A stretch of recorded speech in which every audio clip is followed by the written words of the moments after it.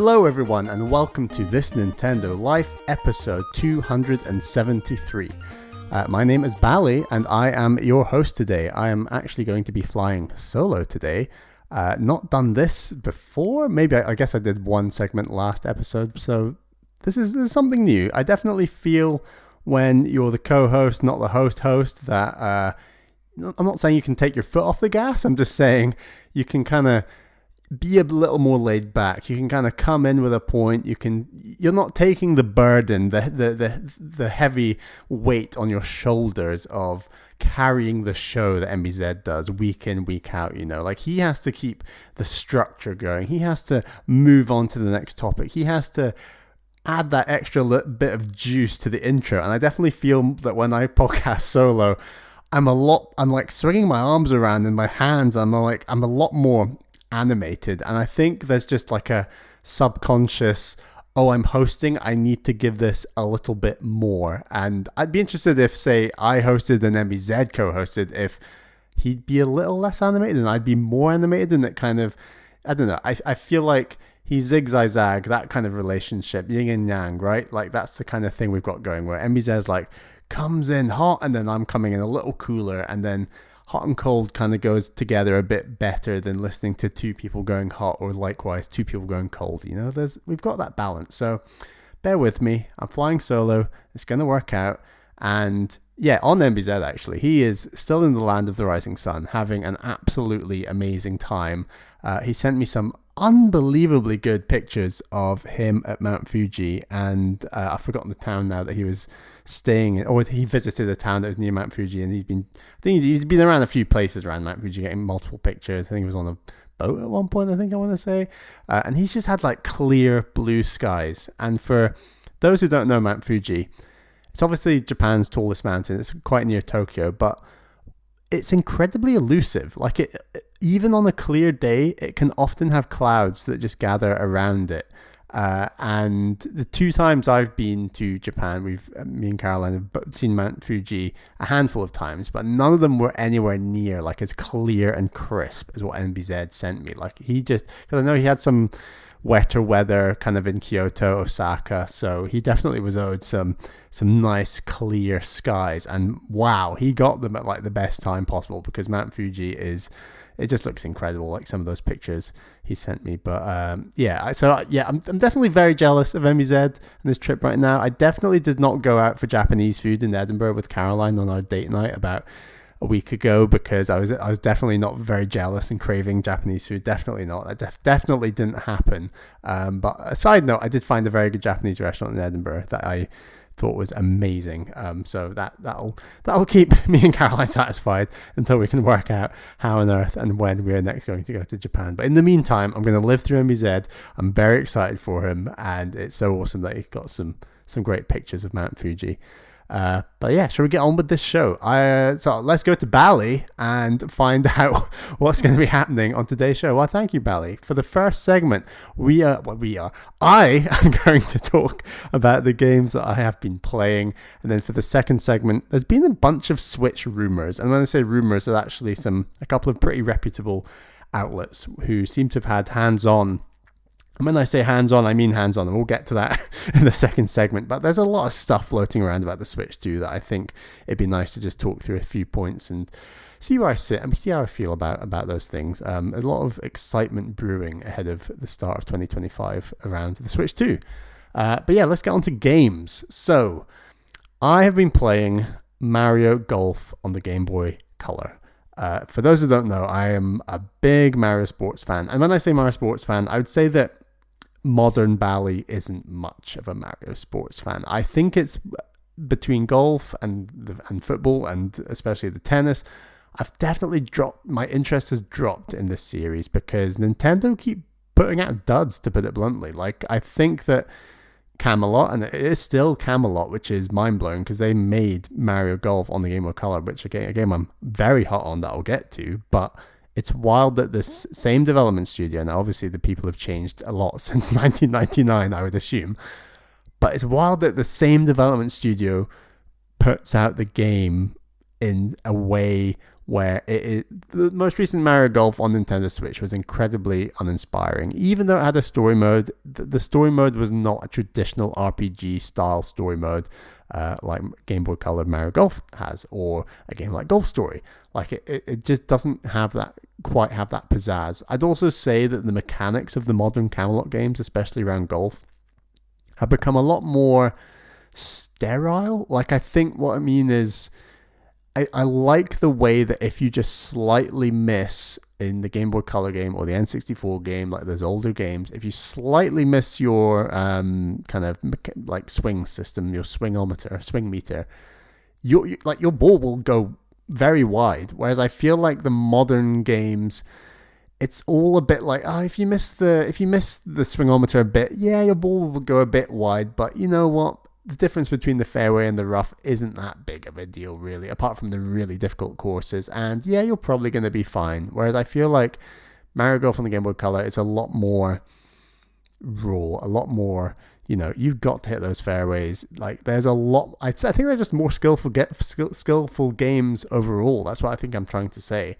And it's a real shame that Camelot have just kind of lost their way. I think the games, it's very harsh to say, but they feel like they've just been developed very quickly, like short time scales. They're often not the prettiest of games. They're often not a great number of modes. And, yes, the courses are good. Yes, the number of characters and that kind of thing is good. But you want modes, you want story mode, you want a bit of character. And I thought the last Mario Golf on the Nintendo Switch was not my cup of tea. It was fine, and I think I just needed a bit more. But when you play these old ones, they have so much more charm. And maybe there's a bit of rose-tinted glasses going on, where yes, these games are very retro, and there's something about playing retro Mario games. It's like, oh, that's so cute. This is like their depiction of what the Mushroom Kingdom was back in 1999. Like, there weren't all these Mario parties that have come since, and all these other depictions of the Mushroom Kingdom since, to base that off. Like these sort of renderings, I should say, of the Mushroom Kingdom are very much based on Mario 64. Like, that was the Bible for what 3D Mario looked like at that time and beyond. Here's a question: what was the next 3D Mario game, or the next game that had Mario depicted in 3D after Mario 64? I think it's probably tight between Mario Party 1 and maybe tennis or golf. I could be totally wrong. I can definitely check that out later. But like, I think that it's just fun seeing like a depiction of the Mushroom Kingdom. And when I say Mushroom Kingdom, it's the secret course at the end. Like, it's one of those things, like many games back then, I never got as far as I remember I got. And what I mean is, like, I was playing Mario Golf on the Game Boy Color, and I got to the third course, and I was like, I've definitely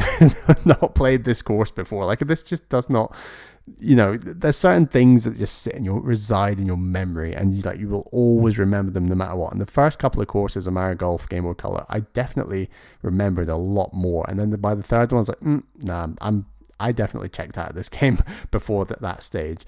And then likewise, this game only has 5 courses, and one of them is a secret course. So you got the 4 standard courses. I think it's like your standard, like, green, lush park course. You got your desert course. You've got it's like a link. It's a fun play on words, where it's like the links course, and they talk about, because a links course traditionally in golf means a very like sandy Scottish style course. If you like think of like the old courses, St Andrews, that kind of thing, that's a links course. And then this game plays with the word link, and then the links course has like Triforces all over it, and it's like, that's charming. That's great. I love it when Nintendo games do that. And then, the fourth course, what's the fourth course? Was fourth course links course? There's like a beach course, I think, after the grassy course. So you go grassy course, beach course, like desert course, links course, and then you've got the Mushroom Kingdom course. And honestly, I just had such a great time with this game. It's one of those things where it just feels like a warm blanket, it's just a comfort blanket for me. Because back in the day, it was actually Toadstool Tour on the GameCube that was probably my most played Mario Golf game, and that was probably followed by the N64 game, which this game obviously links to. You can have like a player that you can play as in the Game Boy game, go through the RPG mode, and then play that same character in the N64 using the what do you even call it, the Game Boy transfer thing for the N64. Yeah, and then the Game Boy Color game was probably my third played Mario Golf game. So it's definitely one that I wanted to get back to, and it's so nice that it came to Switch Online.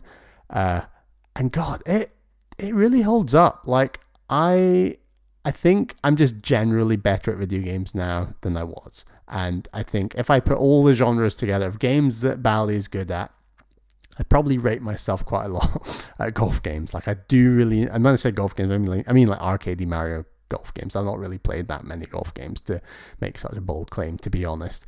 But I just think that this game, like, it's not Mode 7 because it's not a Super Nintendo, but holy shit, this game represents 3D space in an unbelievably impressive way through pixel art. Like, there's just a way, like, so if you compare it to Golf Story is fantastic. It really is. Even mechanically, Golf Story is a fantastic game. This game trumps it mechanically, and there's a few ways in which it does that. So, for example, Mario Golf on the Game Boy Color, you will get a 3D style behind the back render for like a standard driver shot off the tee, or like an iron off the fairway. Like it will go to the length of like doing a pixel art render behind the back, looking and like imagining it's like it is a 3D game. It is literally a 3D game rendered through pixel art. It's that cool. Golf Story is like, well, we're gonna just do the top-down camera, and you know, you're gonna play your driver, and that's gonna be that. You know, it works. It's great. I really think mechanically Golf Story is still very good, but mechanically Mario Golf just has this. It's just superior. It just feels better. Like this game is tough, but it feels tough in a very, very, very satisfying way. And that's the other thing, is this game has a whole RPG mode. It's one of those things where, yes, you know, when I remember it, I thought, oh yeah, Mario Golf on Game Boy, it's got like this big, bold, long RPG mode. And I like looked up and how long to beat, and it said like, I don't know, 6 to 11 hours or something for like the main campaign, and it definitely didn't take me that long. And yes, I did use save states around the final later courses that are really tricky, but I still got through the game pretty quickly. Likewise, that like I said, that's mainly because there are only 5 courses, one of which is secret, so it doesn't take that long. But the point I'm trying to make, is the RPG mode is a lot less fully fleshed than I remember. Like, you've got 4 or 5 clubhouses, and in those clubhouses you can speak to people, and there's basically one-on-one matches you can do, but also there's the grand tournament for that area. And so once you beat the grand tournament, you can unlock the next grand tournament. And if you want to just mainline it, you just do the 5 main tournaments, and that's that. But the inspiration that gave way to Golf Story and games like that is that there's all these kind of like challenges in between, where you've got like a driving challenge, there's like chipping, putting, and it's just like little mini games almost that make you better at specific shots. And that part of the game is a lot lighter than I remember. Like, you've got a few people you can challenge, you've got a few little mini games that are practicing specific shots, and then you've got the main tournament. And there's yes, you can talk to other people. A lot of the interactions are very, very standard. Actually, I think the writing's pretty good. It's pretty good, but that is an area where the RPG, like campaign, as it were, the story mode is so much better in Golf Story. Like, it's just a better diversity of worlds, characters, things that you're doing. Golf Story is very good at integrating playing golf shots in the world around you to like interact with the story in unique and interesting ways. And yeah, like this game, and speaking of Golf Story, this game is just like the exact cup of tea that I needed. I don't even like tea, but it's the exact cup of tea that I needed after Sports Story, because everyone knows my views on that game, and it was just, it took some of the good bits of Golf Story, and yes, that limited skeleton structure remains in there, but then everything else they added to the sports story was so weak and bloated and blah, and it also obviously didn't have the impact of Golf Story either, and that game, it just has the weirdest, most rushed, not good ending I've ever seen in a game. But anyway, my point is, this game, Mario Golf on the Game Boy Color, massively just made me at ease with the idea, yes, actually, golf games can be amazing. Even these like handheld style ones, they are so good. So like, I think that something that's not hyped enough about games like Mario Golf, and just games in the era generally, are like, these games are made with 3 buttons. Like, the only buttons you're using in this game are the A button, the B button, and the D-pad, because that's what the Game Boy had. That's what the Game Boy Color had. The idea that you can make such an in-depth, mechanically strong golf game using 3 buttons, like, games like that don't deserve enough credit for the elegance that they have, because we have modern golf games to compare, and they have all these extra buttons. The average number of buttons on game controllers has skyrocketed since the late 90s. And the idea that you can make exactly the same type of game with a handful of buttons in comparison to insane numbers of buttons that games have these days, like, it's so impressive that a game like Mario Golf is so elegantly designed that you only need 3 buttons, because you've got the swingometer, and you can even adjust where you hit the ball. So if you want to hit a hook or a slice, like on purpose, or put backspin on the ball, you can do that.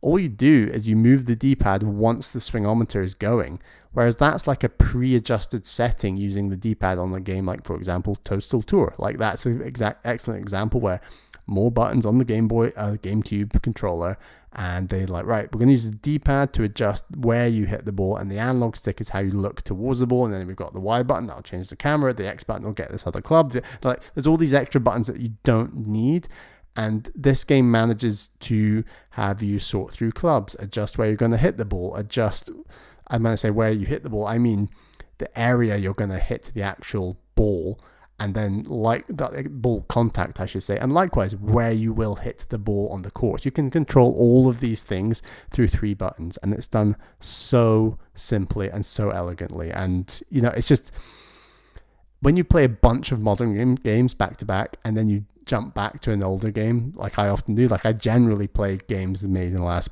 7-8 years, jumping to a game that's made in 1999 that's made really well, it really shows that, like, Nintendo developed games. I guess Camelot's second party, let's call it second party. I think that's a good description of Camelot, because it's like another party but still published by Nintendo, and it's a great example of how well those games age, because they are just mechanically so strong. And I definitely put like a game like Mario Golf in that bracket.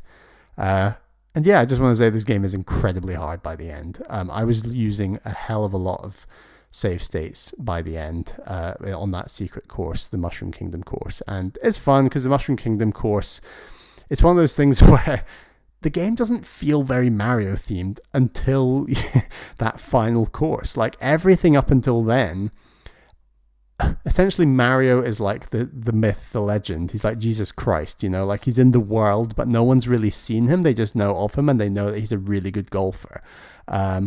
And eventually you get to the Mushroom Kingdom. There's like a letter that comes from Peach. Great theming, because it's based obviously on like Mario 64, right? The letter and come to the castle. It's that kind of thing. I love the theming, and this, like I said, this game is very much themed after Mario 64. And then the Mushroom Kingdom course itself has like each hole is often, not all the holes, but lots of the holes are based on like Mario characters. So like, this hole is going to look like a Goomba, and his eye is going to be the green, and that makes it incredibly hard because his eye is really small. And like so we're going to just have these incredibly insanely hard holes, and they're all going to be like Mario themed. And I really appreciate that, because that's something I just remember the most about these Mario Golf games, is when they really go for the Mushroom Kingdom theme stuff. And I swear, in like Toadstool Tour, the most memorable course, there's like walk pipes you can hit the ball in, and then it'll spit it out at other ones. It's incorporating that Mario theming into the course itself, rather than just doing the Goomba, the course looks like this hole looks like a Goomba thing that this game does. Like I appreciate that about Toadstool Tour, and that's maybe something that you can't really achieve on Game Boy in the same way. Like I think if they started doing warp pipes and things, it's just one tier too complicated. But yeah, I've been rambling about this game a while now, but I really, really like it. Is this the game to get the non-golfer into a golf game? I'm less certain. I think you need to have an understanding of golf, or at least how to, like, this game is so technical to the point where I was hitting lower wedge clubs, like 5, 7, 6 irons, to roll the ball across the green. Like that, I'd argue that's quite a links course technique, when you're not flying the ball up using pitching wedge, sand wedge to get the ball to fly over obstacles to then land on the green. You're kind of chipping the ball with a bit more flat power, and the ball is rolling towards the green. Like there are loads of holes in this game, loads of greens, where they definitely want you to do something like that. And I think that level of detail is kind of, me as someone who appreciates the game of golf, full stop, like I do enjoy watching golf outside of video game golf. As someone who appreciates golf, I appreciate Mario Golf on Game Boy Color for including that level of detail on the way that you can play different shots, and the fact that it can render that style, and like I said, a 3D world just through pixel art is insane. Like that's one of the most impressive things about this game. But at the same time, does that make this game approachable to someone not really into golf? I'd say less so. I would recommend something like Golf Story if you're less into golf. Someone like MBZ, he's less into golf. He really enjoyed Golf Story. I think that's a good example where I think he'd have a rough time with this game in comparison. And then, like I said, Golf Story's got the stronger RPG mode than this game. This RPG mode was definitely a lot lighter than I remember. Although I'm still really appreciative that it's there, because holy crap, have we been lacking one in basically every single Mario golf game, I should say, after this game. So it's something I'd love to see come back in a meaningful way. I didn't think the story mode on Switch, like I said, was that impressive. But yeah, Mario Golf, Game Boy Color. If you have any interest in sports, Mario, I would check it out. But I don't think it's the easiest game to warm, kind of like a newbie to, as it were. But yeah, Mario Golf, Game Boy Color, great game. Another game that I have been playing is a demo. And that is the demo for Penny's Big Breakaway. So I believe this game is actually made by the team who made Sonic Mania, a game that I was given as a game trade last year. I played at the end of last year or start of this year, whenever. I did not like that game. I think the level design was fantastic. I'm not the biggest Sonic fan in the first place, but I had a huge issue with the live system, and there were some very challenging parts of levels where I just wanted stronger checkpointing, and like I said to MBZ at the time, I didn't even have the ability to go back to earlier levels, grind up to 99 lives like you might do in a Mario Brothers game, and then go back to the level you're stuck on. You can't even do that. You have to be in the level at the time, and then later in the campaign of the main story mode, utilize those lives, as it were. So hopefully that made sense, but essentially that's the reason I bounced off the game. I thought the design of the game, fantastic. So I believe they kind of broke away from Sonic Team and Sega, and they did their own thing, and this game was their own thing. And it's cool. So Penny is this weird looking character. The character looks very strange, and the world is incredibly strange. I actually think the world looks very Dreamcast. It's got a lot of purples, yellows, greens. It kind of looks like Nights into Dreams. It's that kind of weird look. And I should say the game runs pretty well on Switch. I don't know if it's on other platforms. I imagine it's on Steam. I need to check that. But I played this demo on Switch. I think I'm no MZ. I've not got his eye, as it were. I believe this game runs at like 30 FPS, and I think it was pretty smooth. So it's always a little jarring because Mario Odyssey just seems like the absolute what do I say? It's like the It's like the gold standard. Is that the phrase? Gold standard. It's the gold standard of platforming on Nintendo Switch, and a big part of that is not obviously the incredible world game design. It's the fact that Nintendo get that game to run at 60 frames per second on the Nintendo Switch, which is hardware from 2017, remember, and it just looks fantastic. So anything that involves action, platforming, this kind of thing, you always like a bit more frame rate. I'm not going to lie, but this game still ran really well. And yeah, so Penny's like this. There's some competition, and then she gets in trouble with the Emperor, and then she's on the run, and there's all these penguins. She gets in trouble because her yo-yo has like a mind of its own, and it makes, at the moment that how do I describe it? The moment Penny had to do something, I don't know if it was like a talent contest, I can't even remember, but the yo-yo did some like weird magic, and then I believe made the Emperor naked, or like down to their underpants. And I say underpants so Americans will understand what I mean, rather than saying pants, which is what us Brits would say. You say trousers and pants. Americans would go pants and underpants. So I'm going to say underpants to appeal to a wider audience. Hope you appreciate that. But yeah, Penny makes the Emperor go down to his underpants, and then the Emperor's like, this is really bad. You're now like exiled from this world. And from there, Penny is on a breakaway. She's on the run, and the guards in this world are penguins, and they're chasing her. If you've not cottoned on by now, the story does not actually matter in the slightest, and there we go. That's what it is. You are on the run, and there are penguins. But the key bit I wanted to find out about this demo wasn't the world. It wasn't what I didn't want to know. Why is Penny on her big breakaway? I did not care. What I cared about was, how does the platforming feel? And is this a game that I should buy at some point this year and play? Because it's kind of cool. And the game is really cool. I think that the one way in which it's really similar to Mario Odyssey is you can get massive horizontal distance. You can't get much vertical, but you can get absolutely massive horizontal distance. And I do think a game like Mario Odyssey is like that, because you can do the jump on your cap, throw your cap, and then throw again. I can't remember Odyssey now. I need to play it to remind myself. But in this game, you've not got a cap, you've got your yo-yo. So Penny can jump, use the yo-yo. The yo-yo gives you one massive arc swing, and then after that you can then jump again and then dash. So like you have like this horizontal dash. It's almost like Mario's long jump, the long jump. I think he's got it in Odyssey. Does he have it in Odyssey?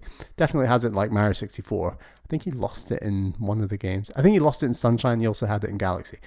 But anyway, you've got like this double dash. So you can go jump, arc swing, dash, and Penny will do this massive, like I should also say, similar to a game like Galaxy, you've got a lot of like hang time in the air. Like every single move you use just gives you so much hang time. And when I say like Galaxy, I mean the spin jump in Galaxy just gives you so much time to just hang out in the air and just plan where you're going to land, kind of thing. Like Mario feels incredibly floaty in that game, I think, and Penny kind of feels that way. Like it's like jump, float, jump, go, and like you can just go so far like horizontally when you chain it all together. On top of that, Penny has like the ability to kind of almost do like a Sonic spin ball. Like it's very much incorporated from that, which is cool. And that's just to like zoom down big. That's kind of, I think the world design kind of feels a little bit like a game like 3D World, where it is linear, but it's kind of wider linear. So there's kind of secrets to look for and things to explore, but the pace is generally quite fast. Like, and that's maybe one area where the game is a little confusing, because you often have these penguins that chase you, and the penguins are clearly there to, if the penguins all gang up, you can like shake off the penguins if they come on to you, but if you let them all envelop you, you lose like a life. And I don't think you have lives as such in this game. You have like 4 pips, and that's one thing I want to check out, because I have such a big issue, like I said, with Sonic Mania, is when you lose the 4 pips, do you restart the entire level, or do you just go back to the first checkpoint? Now, if you did have to restart the whole level, it's not that bad. I don't think the levels are that long, and the 2 levels that I did as part of the demo, I don't think were that long.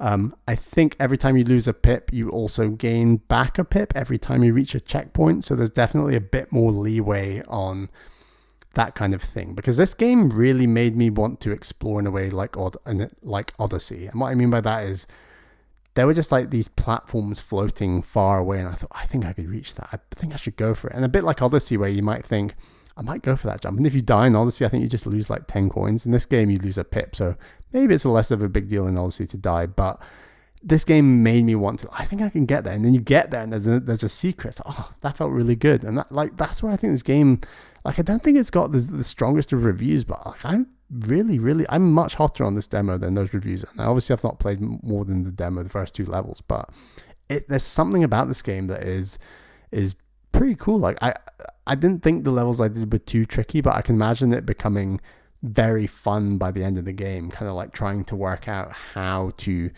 traverse these levels in the best way.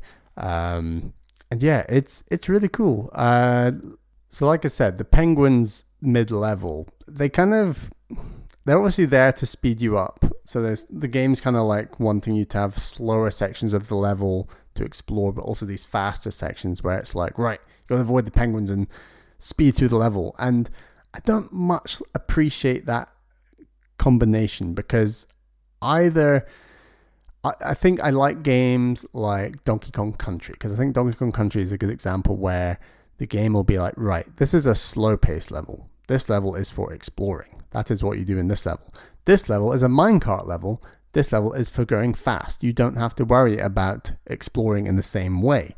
Whereas Penny's Big Breakaway is like, right, now it's a fast part of the level, now it's a slow part. Now it's a fast part, now it's a slow part. And assuming you only explore stuff in the slow parts, which hopefully is the case, I don't love it being combined together into the same level. This is like a very nitpicky, like Bally likes platformers and needs to get it absolutely right. But I think I like it when platformers like, this is a fast level, like I said about DKC. And so I don't know, I'd be interested in what the other levels look like, and if there are levels that are kind of just designated to those fast moments where you're kind of in the spin ball. But yeah, I think overall I'm pretty convinced. One thing that's putting me off a bit is this game's like 25 quid on Switch. Now, I shouldn't moan about price, shouldn't impact how you feel about a game, but it most certainly does impact whether I'm going to pick up the game or not.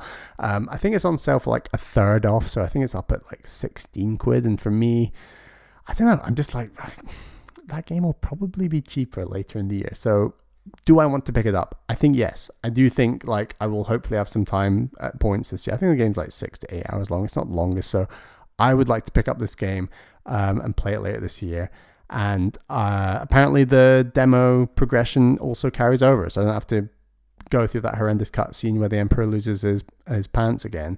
How did I slip into the Americanism? He loses his trousers again. So I'm looking forward to seeing that game go on sale, and I would very much like to pick it up. And I think that, I don't know, I think MZ's had it on his radar as well. So maybe if I'm speaking fondly of it, he's probably played it. He's so good at like, just like, yeah, I tried the demo for that. He just like will download every single demo, try it, give it a go. So I assume by the point at which he's listening to this, he will have tried the Penny's Big Breakaway demo. But yeah, I think both of us will probably have a good time with this at some point later in the year.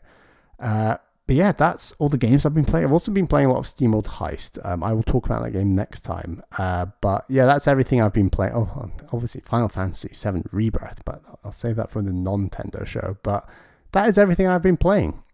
So yeah, stick around and I'll catch you in the next segment to talk about some Switch rumors. Be right back.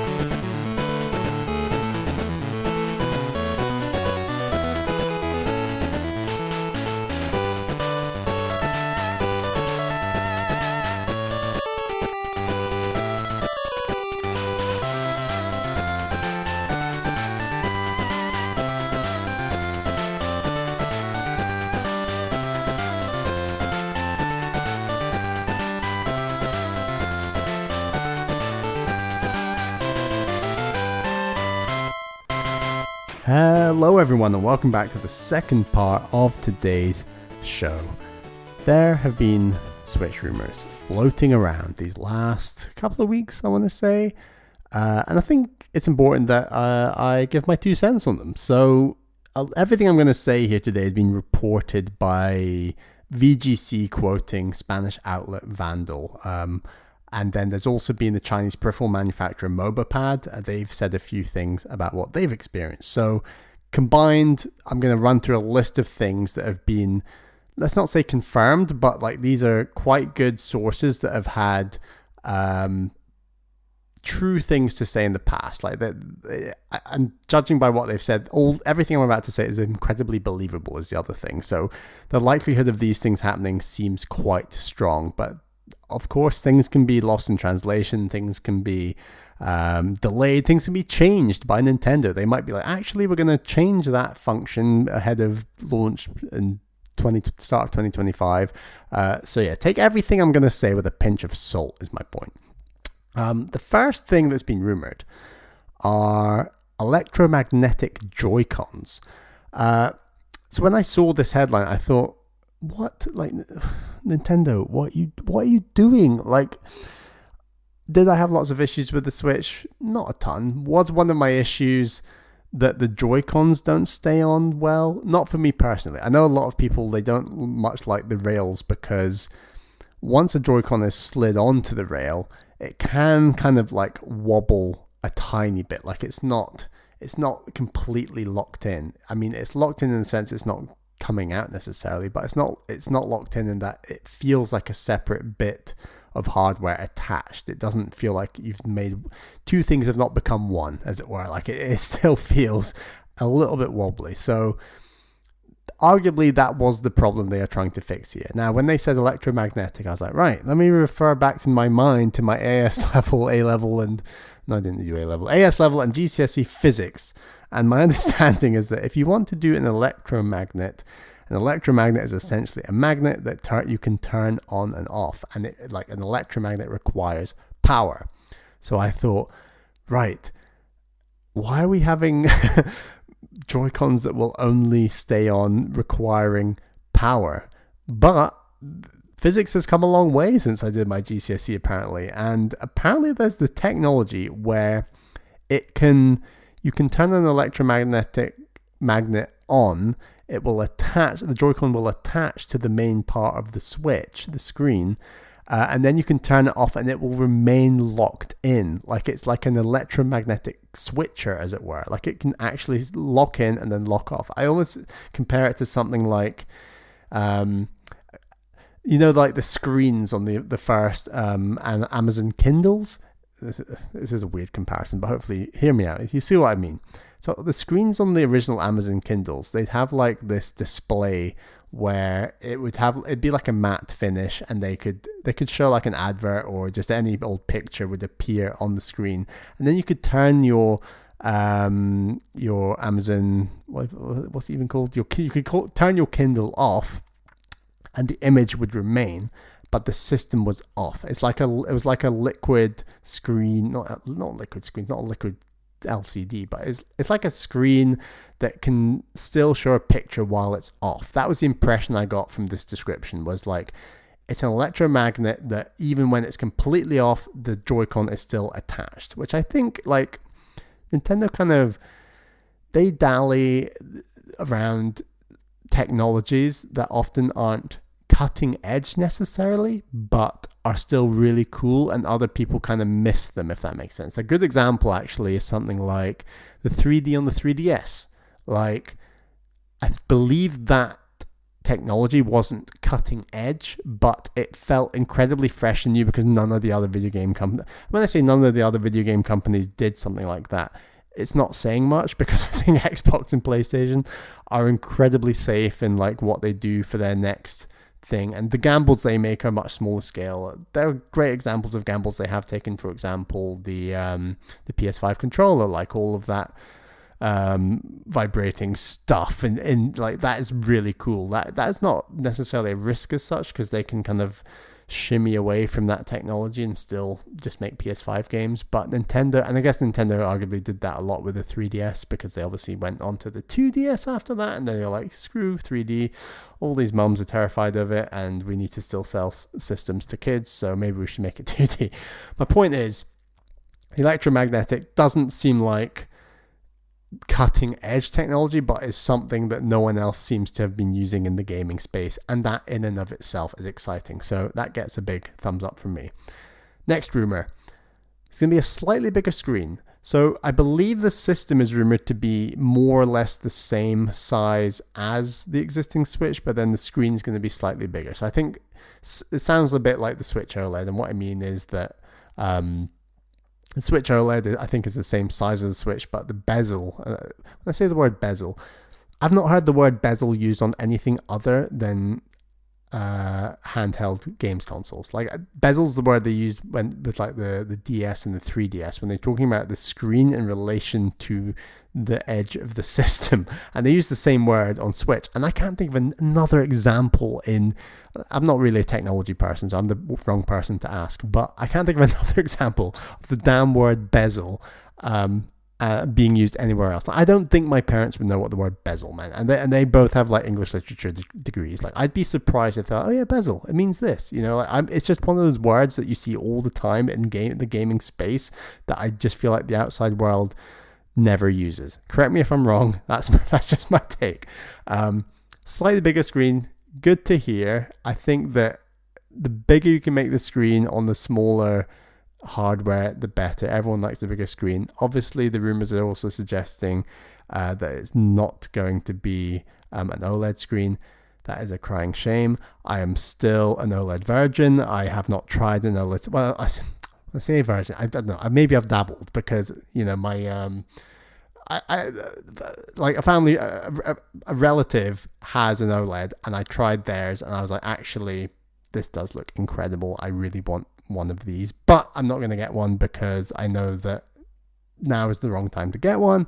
I know that, the next Switch won't be one. If I now play all my Switch games on OLED like MBZ is doing right now, he's going to have a big come down when the new Switch comes out. I don't really want to go through that. Will I get a Switch OLED for the Switch 2 when that does eventually come out? Probably. Could I then offload my existing Switch 2 onto Caroline? Would she be up for that? Potentially. Is that kind of that's probably more or less where I'm thinking. But yeah, it's a massive shame that, I totally get it, because I've just admitted that I would probably buy 2 Switches, and that's exactly the kind of market that, Nintendo would appeal to by making a Switch OLED at a later date. It's a bit like PlayStation making the PS5 Pro. It's like everyone says, oh, who's that going to appeal to? It's like, there are lots of hardcore PlayStation fans who will gladly buy a PS5 Pro day one, and the second that someone is a repeat buyer of a PlayStation, it automatically makes it worth doing on Sony's part. On top of the fact that the Pro will gradually just ease out. It'll become the normal PlayStation 5, a bit like, I remember the when I bought a PS4, for example, I bought it in 2018. The normal PS4 at that point in time was the PS4 Slim, but it wasn't called the Slim. It was just called the PS4, but it was a Slim. So it's kind of that moving on technology between generations is kind of a thing that all these companies are doing, because they know that silly hardcore people like me and MBZ are going to buy 2 versions of the same damn console because we're absolute idiots. But we will not do it for the PlayStation, at least. But of course we'll do it for Nintendo, because we're Nintendo fanboys and all that. So yeah, I'm up for the bigger screen. I think that will be nice. It's a shame it's not OLED, but oh well. Next point. It's rumored that the handheld will be 1080p instead of 720p. So currently the Switch is 720p. And currently the Switch is 1080p docked, and the rumor is that the Switch 2 will be 4K docked. So obviously we've been in 4K for quite a while on other systems. The PS5, I guess, coming out in 2020. So we're now 4 years into having 4K games. That's not true. I think the PS4 Pro also did 4K, although a lot of those games were checkerboarded. But, it's nice for Nintendo, like in the past, to finally join the party on 4K. I think that the analogy I've used in the past is Nintendo get dragged kicking and screaming to like keep up with specs on these things. It's like they are just kind of forced into spending the money to match their rivals at a certain point. And normally, I guess if you compare the Wii U, not the Wii, well, the Wii U came out, 2013, the PS4 came out, was it just after that? And like, then the PS4 Pro, so I guess the Pro was the first one to be 4K. So then it's wild that I think the PS4 Pro came out before the Switch, and then when the Switch came out, it wasn't 4K. So like Nintendo almost like this half generation behind on the hardware tech side of things. But it's nice that they're going to reach 4K.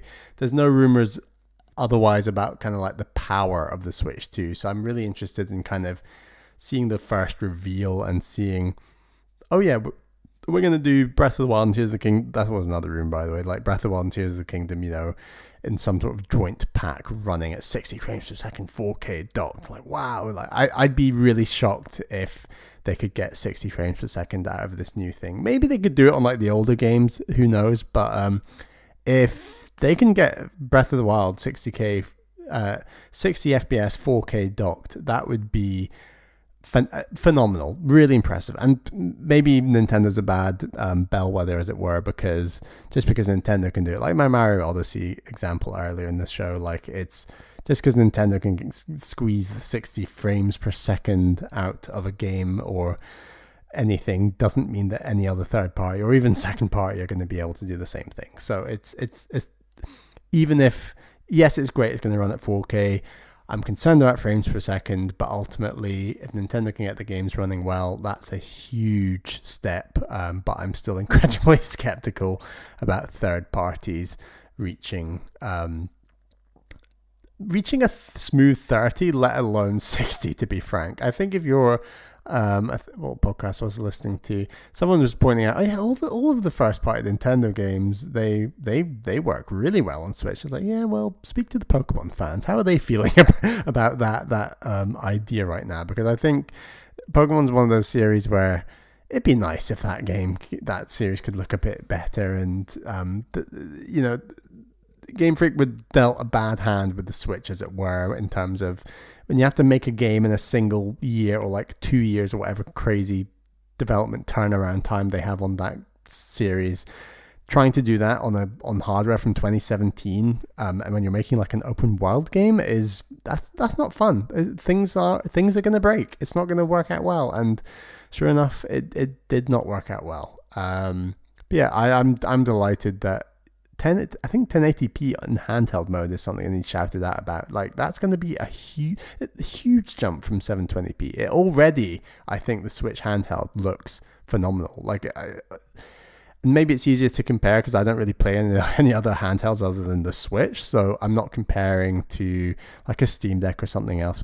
Is the Steam Deck 720p? I want to say the Steam Deck is also 720p, so I think 1080p is going to be pretty awesome when that comes around. And like I said, these are all pretty believable rumors, right? Like I'm impressed, but also expectant it would be 1080p, and just confirming the 4K at docked, that's awesome. Next rumor: old Joy-Cons are supported but won't attach. And then on top of that, this rumor also said old Pro controllers will work. So that's cool. I'll roll this into another rumor. So the other rumor is also the Switch 2 will be fully backwards compatible with both digital and physical Switch games, with a cartridge slot that will allow for the insertion of current Switch carts. So yeah, that gives me confidence. My fear is that, let's start with the Pro Controller Joy-Con thing. So obviously, when you remove the rails and we're now doing the whole electromagnetic thing, I think that's guaranteed that the old Joy-Cons would not latch onto the Switch 2. Understandable. It's really great that they've at least made them connect wirelessly and you can use them. When I say confirmed, the rumor confirms. Also, it's really cool that that'll happen for the Pro Controller, where obviously a Pro Controller wasn't ever going to be slid onto the rails. So knowing that I might actually be able to use my I just bought a new Pro Controller for Tears of the Kingdom. So knowing I can use that Pro Controller with my Switch 2 next year would be awesome. That might delay me slightly in buying the new Swazzy Pro Controller, whatever they come out with. But maybe there'll be some technology in that thing that I'll have to there'll be some new technology in the new Pro Controller. I'm like, well, maybe I should spend this extra 60, 70 quid or whatever ridiculous amount of money it'll be to buy the new one. But that is good that like they're saying. That reminds me of like the Wii to the Wii U. It's like, yes, all the Wiimotes will work, all the nunchucks, go for it, go mad, play Nintendo Land with all your pals. Like, for such a multiplayer focus that Nintendo have become, whether it's Mario Kart, Mario Party, 1-2 Switch, all these other multiplayer games, like, it's important that if all these families already have Joy-Cons coming out the wazoo, that they can use those on the Switch too. That if, let's assume Mario Kart is a launch game, or at least a launch window game, it's a guaranteed way of ensuring success for at least that game, because you're guaranteeing families already have all the kit ready to go. And say they have 4 kids, all the kids can play Mario Kart at the same time with existing Joy-Cons. Boom, let's get playing Mario Kart. That's ultimately Nintendo's goal. I'm glad that they won't hopefully be nickel and diming to get the brand new Joy-Cons on everything. And like I said with the Pro Controller, maybe there'll be some reason other than the electromagnetic thing that makes buying the new ones versus the old ones much more important, that we just don't know about yet. So we'll see, but that is pretty promising. And then, yeah, the fully backwards compatible thing. This was a big hope, but I think there's still a lot of room in this rumor to drop the ball. So I think some of the ways they could drop the ball is it doesn't really... So it says both digital and physical Switch games. That would make me hope that, similar to what Xbox and PlayStation have done, to my knowledge, that those shops, like the eShop, will have all Switch games just on there, day one, on the Switch 2. Boom. You can download... What's a game from Hollow Knight? You can download Hollow Knight immediately to the Switch 2, brand new if you wanted, and similar to downloading a PS4 game on your PS5, you can just do it. I think you can do that. Yeah, you can definitely do that. So like, that would be my hope. Can you fully backwards compatible? Can you have the same eShop account? Say you've already bought Hollow Knight on Switch, like I have, and I pick up a Switch 2. Can I just go straight into my existing library, as it were, and download Hollow Knight and play it? That's where I need more. I need some more rumors. I'm not going to believe that one until Nintendo say it themselves, where they're like, right, here's your full library coming across, and there you go. You can download all your games. Boom. And it's like, Nintendo have really silly backwards reasons why they wouldn't do stuff like this. For example, let's say Mario Kart 9 is a launch game for the Switch 2. Can you just immediately go on and buy Mario Kart 8 Deluxe on the Switch 2 eShop? Because then that's where Nintendo get all funny. They're like, oh, but you're going to buy the old one. You can't buy the old one. You got to buy the new latest hotness. And it's that kind of thing where Sony would be like, yeah, we don't care in the same way. And it's different because they're pitching at different markets. But like, what's a flashy new Sony game? I don't know, like, it's hard to compare. I was going to say something like Forbidden West. Like, would people be less keen on buying Forbidden West because you can buy Zero Dawn on PlayStation 5 day one? You know, like, that's a bad comparison because it's a story game. It's not aimed at such a wide family audience like Mario Kart is. But my point is, Sony doesn't care. Like, you can buy the old versions, and generally speaking, there's obviously exceptions. I think a good exception, actually, I think this is more to do with music rights than anything, is Microsoft with the Forza series. You cannot download and play the old Forza Horizon games before Horizon 4. So the only ones on Game Pass currently are 4 and 5, and 3, 2, 1 just don't exist as games anymore. They got like removed from the shop and everything. And I believe that's to do with rights deals, predominantly on the music, I believe, but I think they also have like rights deals on the actual cars. So those things expire. I think in the ideal world, Microsoft would let you download them all. I think it's a good example that they have let you, like Horizon 4, the British one, is still sitting there. Like, you can be like, I don't want to pay full price for the Mexican Horizon. I'm just going to pay a lesser price for the old one because that game's just as great. And comparing it to, that's also a bad example because Game Pass means you can have both for the same price. So it's not really comparable in that way. Nintendo are very different. My point is, Nintendo have done weird shit in the past where Donkey Kong Country Tropical Freeze got ported to the Nintendo Switch. And on that, I believe it reappeared later on the Wii U, but the Wii U version got like taken from the Wii U shop temporarily just to like make sure that people bought the Switch version, not the Wii U version. Because someone like me might have been like, oh yeah, let's go back to this old Nintendo system I own. So even the 13 million, is it 13 million? 13 million Wii U owners might go back and play a game for cheaper than buying Tropical Freeze day one on the Switch. It's just a stupid thing that Nintendo might do. So I'm really scared that with a game like Mario Kart, they go, oh yeah, Mario Kart 8, no, yeah, you can't get that. That's only on the old Switch. It's a weird thing. So I'm interested to see that. I'm also interested to see, so that's just talking about digital games like my Hollow Knight example, I should say, or my Mario Kart example. That's just digital games. What about like services like Switch Online? Will that just transfer seamlessly across? Are we going to do the drip feeding of games gradually? Because there's already so many Game Boy Advance, NES, SNES, N64 games obviously on the service already. Are they going to really start back at square one? I can see them going either way.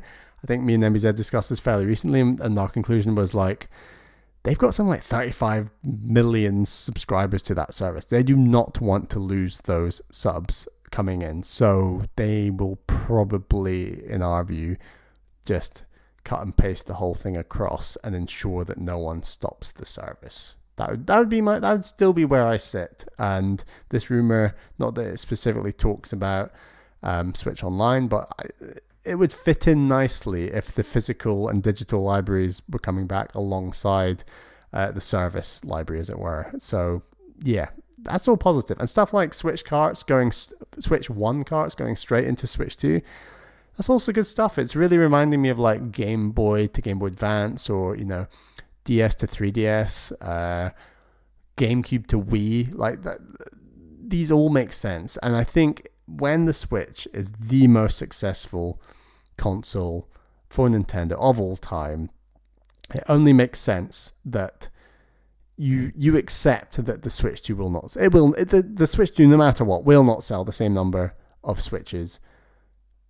Of units as the Switch 1. However, it can still do unbelievably well, and crucially, unlike the Wii and stuff like and the Wii U, it can sell shit tons of software because people will be buying the new Zelda, the new Mario Kart, the new Pikmin, the new Princess Peach Showtime. I don't know why that sprung to my head. The new Paper Mario, all these first party, Luigi's Mansion, all these first party things are going to be coming at some point to the Switch 2. And just like the Switch, they're going to sell absolute gangbusters. Series that's already sold well now sell exponentially well. Like Breath of the Wild and Tears of the Kingdom are great examples. Like that series has just skyrocketed in a way where Zelda, yes, it sold well, but it wasn't this kind of, it wasn't selling like Call of Duty kind of numbers. Like it's just insane where that's gone. So yeah, my point is, it makes sense that they try and carry over as much as possible. But I'm just still scared, like I said with my Mario Kart example, is there some traditional Nintendo weird decision made by very old Japanese men about buying a game twice and not wanting to have you say, oh, Mario Kart 9 is out, I guess I'll pass on 9 and just go for 8. Like, will you be able to buy, here's the question, will you be able to buy Mario Kart 8 and 9 day one on the Switch 2? I'm still very skeptical of that question, but we'll see. Okay, so there are apparently metallic ZL and ZR buttons, while the new controls will actually include a completely new button on the left and right sides. Yeah, this is like what I was talking about with Mario Golf. Like, we're just progressively getting more and more buttons on our controllers.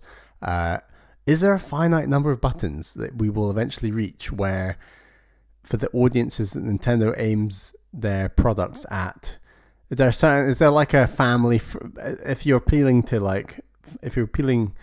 with family-friendly games, there are a certain number of buttons where kids are just like, nope, I'm noping out of it. I can't handle this many buttons. I don't want to play this because when you actually hand a controller to someone who hasn't played many video games before, spoilers, there's already an overwhelming number of buttons. Like, many people will still be like, oh my god, what button am I pressing? What am I meant to do next? Like, I think we take for granted how much muscle memory there is with games and buttons and configurations, and even simple stuff like moving a 3D camera. Everyone talks about, and I've not experienced this yet with Bally Jr., but everyone always talks about like moving a camera in 3D space in like a third person action game or like a platformer.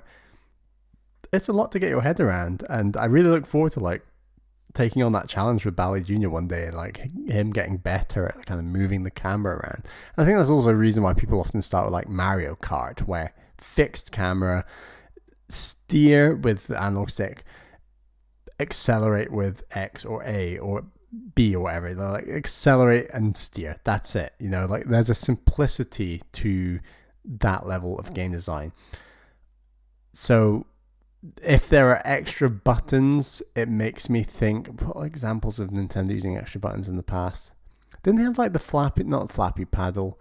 They had the peripheral on the I guess it was like the extra analog stick massive wing you could get for like your 3DS, and I guess it was just replicating the second analog stick or the nub that you would get on the new 3DS, which is like one of the worst feelings. I really don't like the feel of that thing. I did not enjoy using that in either Xenoblade or Codename Steam or the numerous games I used it for. I did not enjoy it. But so yeah, I'm kind of surprised they're adding more buttons to this thing. I don't know why they would make ZL and ZR metallic.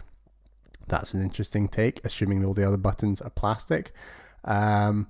So yeah, that's a weird one. I'm really interested to know why they're metallic, and why, like, I don't think any other buttons on any other games console I've ever owned have not been plastic. So that's really interesting. I don't know if you have an understanding why a button might be metallic and not plastic. Do let me and MBZ know, because I'm really confused about that one. As for extra buttons, I do think I'm really intrigued why they're there, and whether these buttons are quite intrinsic to gameplay or whether they're just pressure from third parties or something. I mean, when have Nintendo ever done anything because of pressure from third parties? What a stupid point, Bally. I think that's not going to happen. But here's also a really weird tidbit that is just, I messaged MBZ about this, and it really made me laugh when I saw it on Twitter. So it seemed, the rumor is that like Nintendo allowed third-party peripheral manufacturers, including Mobapad, to like experience the Switch 2. When I say experience the Switch 2, supposedly they felt the system but did not see it. And you're like, how did they do this? So apparently they allowed these third-party peripheral people to put their hands in an opaque box so they could understand the dimensions of the Switch 2 and understand the design without compromising the secrecy of the system. And as absolutely wild as that sounds, it's kind of the most Nintendo thing I can imagine possible, and makes me think, why are they so stupid? Why are they doing this? And then I was actually thinking, look at what I'm doing with this like part of the show. I'm basically talking in depth about the Switch 2 without us even knowing anything solid about. I say solid is the wrong word. We don't know what this thing looks like. We don't know what the hook is. Like, all these things that I'm saying are really predictable and interesting. So it's like Nintendo know that we're obviously going to start hypothesizing about these things. I mean, I guess the pitch is like, hear about the electromagnetic Joy-Cons, about the 1080p screen, the old Joy-Cons will work. Like, there's all these tidbits we know, but we don't know the unique selling point of the Switch 2. We don't know its power. We don't know, like, what is... I think when the Switch 1 came out, I think the surprising thing was games like 1-2 Switch and ARMS. What are the equivalents of those games for the launch of the Switch 2? Because me and MBZ have said this a few times, like, Nintendo cannot resist lobbing ideas at the wall and seeing what sticks. A bit like Labo, you know, like that was such a strange swing, but was very Nintendo. I don't think it was the most successful thing, but it shows the creativity and innovation and the need that Nintendo always have to just throw ideas at the wall and see what sticks, because ultimately they've had huge success in the past. And they've also proven with the Switch that you can have your cake and eat it. You can make this console that appeals to families and hardcore gamers and still have like games and ideas that appeal to the kind of Wii Sports, Wii Fit market. Look at a game like Ring Fit Adventure. That game sold like 13 million copies or something insane. Have I got that too high? Like that seems high, but I that number rings around in my head.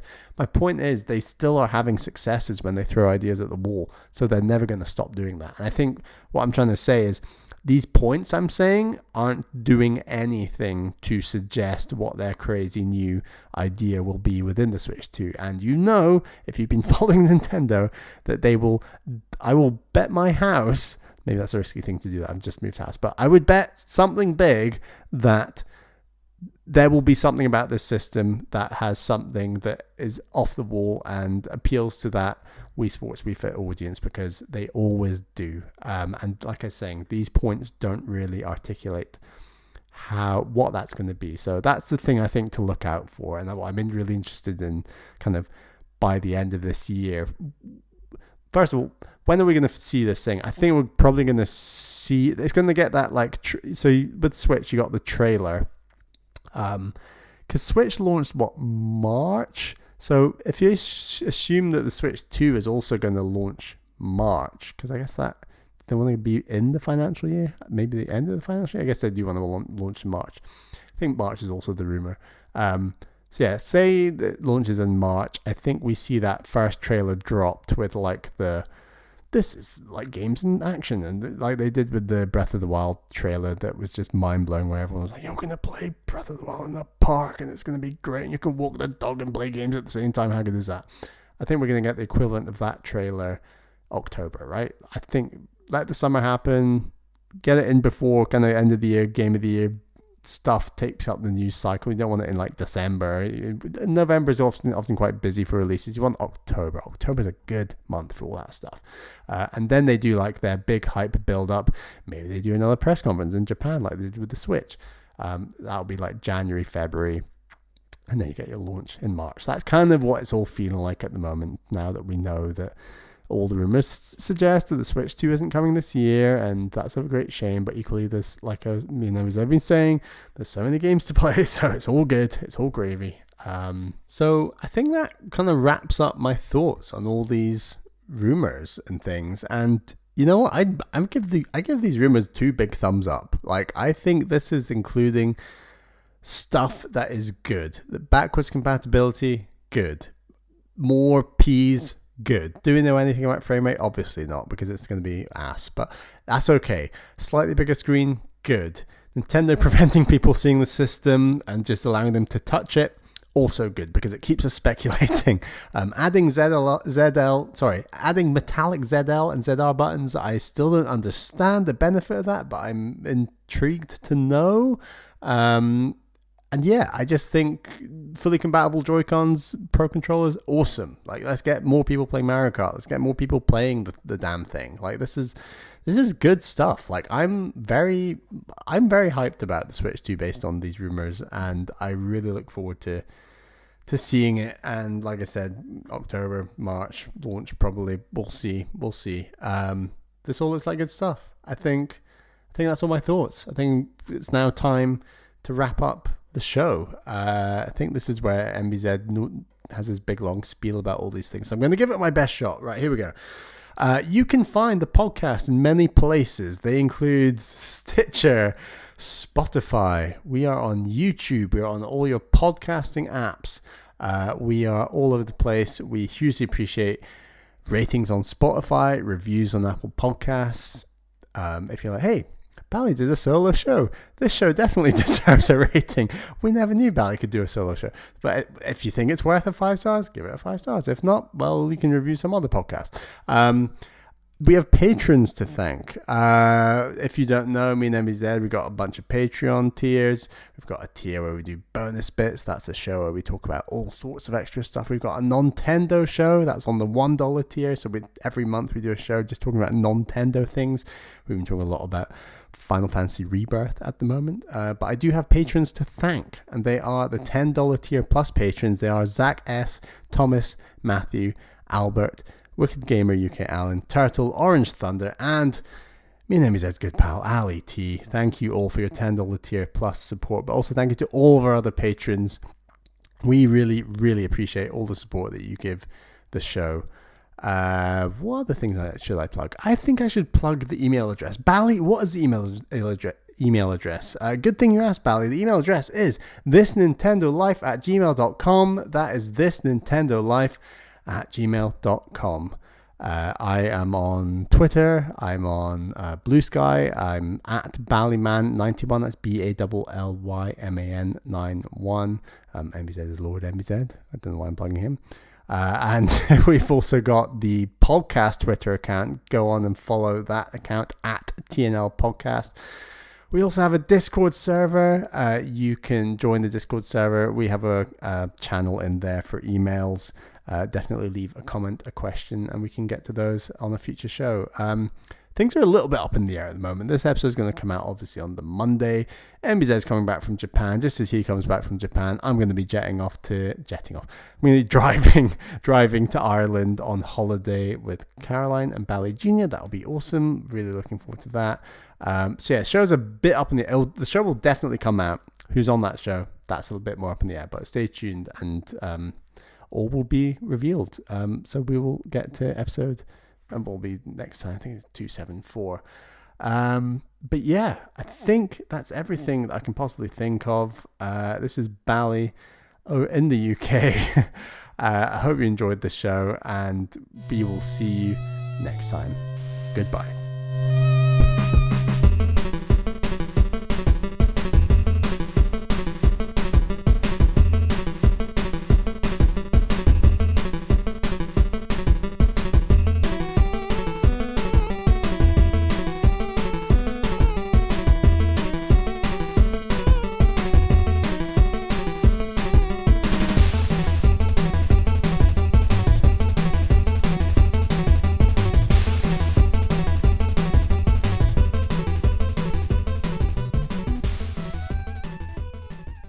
The musical interlude used on today's show was from Mario Golf for the Game Boy Color. Copyright Nintendo 1999.